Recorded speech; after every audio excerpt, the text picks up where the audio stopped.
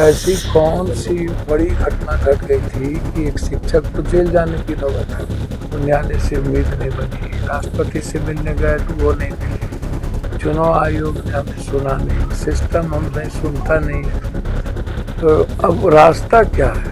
उनके साथ ऐसी कौन सी इतनी बड़ी घटना घटित हो गई थी, टीवी पर, चैनल पर, सर्कमस्टांशियल भी देख रहे हैं, कोर्ट देखता है, सो मोटो नोटिस लेता है और खुद ही अखबार पढ़ते हैं न्यायालय। और उसके बाद हमारे कुछ टीचर ग्लोबल पर गए, कुछ टीचर बिहार झारखंड के बच्चों के भीतर एक उम्मीद जगाया। देखना शुरू कर चुके हैं लाइव सिटीज को। मेरा नाम शेख है। पूर्णिया के निर्दलीय सांसद पप्पू यादव आधी रात को रोशन आनंद के घर, आपको पता है कि रोशन आनंद के भाई प्रिंस यादव की मौत हो गई है। ऐसे में उसको लेकर पप्पू यादव जो पूर्णिया के निर्दलीय सांसद हैं वो पहुंचे हैं सहरसा और उन्होंने परिजनों से मुलाकात की और बड़ा खुलासा किया है। उन्होंने नेपाल में फ़ोन भी किया था और पता लगाया था, जिसके बाद उन्होंने क्या कुछ लिखा था, हत्या की बात लिखी थी और उन्होंने घर पर जाकर क्या खुलासे किए हैं, क्या बातें कही हैं,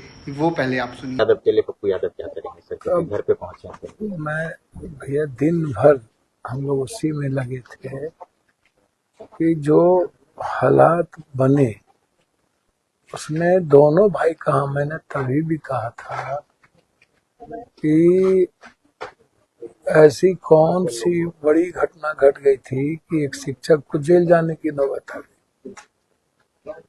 शिक्षक से कोई भूल यदि हुई या नहीं तो उसको वेरिफिकेशन करने की जरूरत है, इन्वेस्टिगेशन करते हैं। ऐसा कौन सा हिंदुस्तान पाकिस्तान का वार हो रहा था या इस तरह की कौन सी परिस्थितियां आ गई जिससे पूरा का पूरा क्वेश की स्थिति थी, पूरा नफरत पैदा हो रहा था। सब कुछ सरकार और प्रशासन ने और ज्यादा इसको पैदा किया। यूट्यूबर, ब्लॉगर बाइफरकेट किया। हम उस वक्त भी कहे कि जिस एक लंबी लकीर खींचने की कोशिश की गई और उसमें उलझाने का लगातार प्रयास हुआ।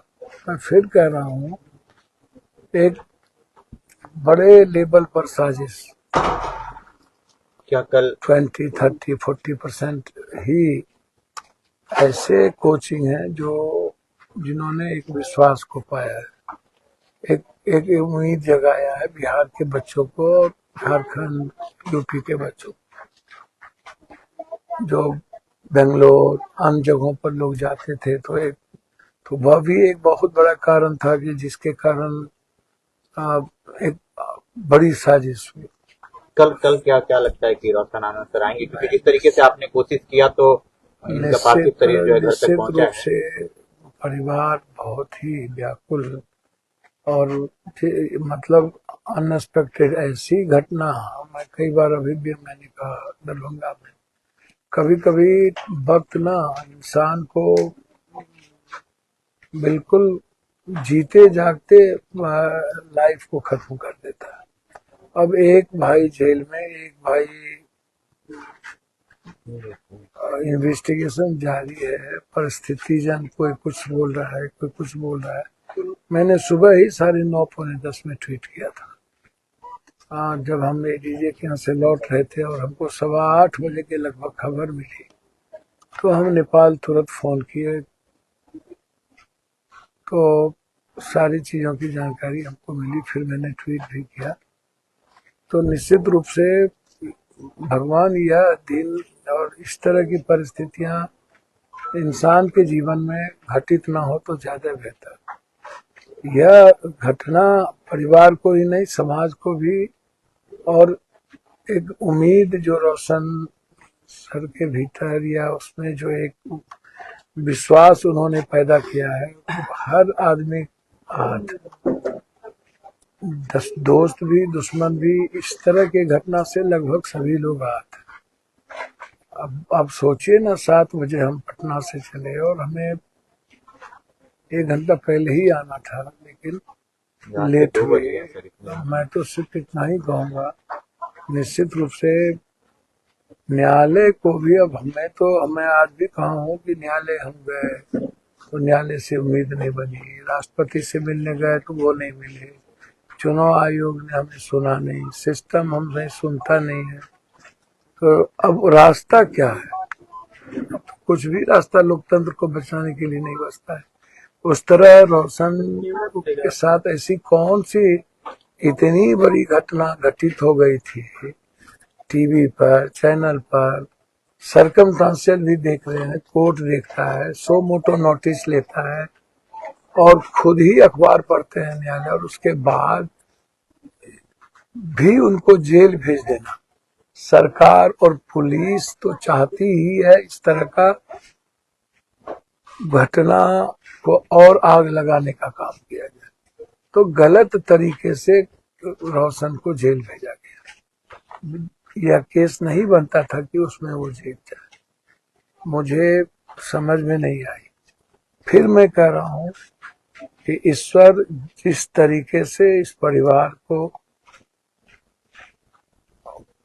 क्या था ईश्वर, क्यों हम ऐसा, कौन सा हम लोगों ने, बच्चे ने पाप किया था, मुझे नहीं पता, लेकिन यह घटना किसी परिवार में ना हो, किसी के साथ ना हो, किसी माँ के साथ ना हो, किसी पिता के साथ ना हो, और जिसके साथ इतने बच्चों का सेंटिमेंट हो, कम से कम उसकी दुआएं तो काम आए, वो भी ना आए तो फिर कहाँ बचता है भैया।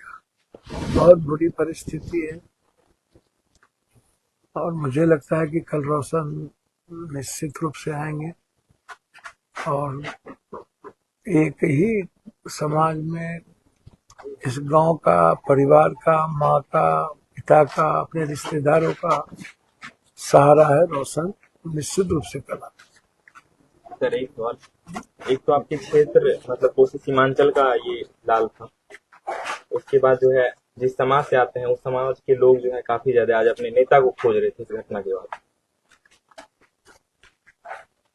देखिए, अब ये बात अभी मैं कुछ नहीं कह सकता। मैं आपको पता है कि संक्रमण काल जो होता है ना, वह समाज के लिए एक उम्मीद, एक आशा, एक सपना, वो सब कुछ उसके भीतर है किसी को लेकर।